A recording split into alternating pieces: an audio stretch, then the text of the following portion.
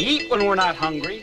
We buy what we don't need and throw away everything that's useful. There are people in New York who live on pet food and would kill you for a quarter. You don't dare take a walk for fear somebody will stick a knife in your ribs. Why sell a man what he wants? Sell him what he doesn't need. Pretend he's got 8 legs and 2 stomachs and money to burn. It's wrong. Ali Fox is fed up with an America that buys junk, sells junk, eats junk. So with a mocking goodbye, America, have a nice day, the brilliant inventor of 9 patents, 6 pending, leads his trusting wife and 4 children into the remote jungles of Central America to carve out a new society. Directed by Peter Weir. This is from 1986. Mosquito Coast.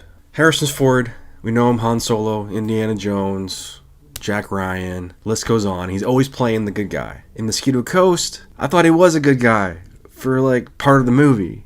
And then things turn, and you realize he's a madman obsessed with getting his vision out there. Vision being this idea of basically an ice box, an ice machine. So it comes with this technology that can freeze things, and it's like thermodynamic, some crazy scientific term. He pitches it to a company and they reject him, and he decides, I've had it with America. America's going downhill. So he decides to take his family, and his wife, by the way, played by Helen Mirren. So we have a 1923 prequel here with Harrison Ford and Helen Mirren now starring in 1923, 30 some years later. So he's got 4 children, and the oldest is played by River Phoenix. A couple years later would play young Indiana Jones in Indiana Jones and the Last Crusade. So they end up moving to Central America, and he decides that, hey, I'm going to start my own system of civilization. I'm going to build my vision, and it happens. Builds this massive ice machine, and I don't want to spoil what happens after that, but it's just everything starts to build up, the insanity of that Harrison Ford and the depth, the range that Harrison Ford brings to this role as Ali Fox. It's insane. It's a different dynamic. He starts out as a nice guy, understanding guy. Then he totally flips on America, on his own country, uproots his whole family,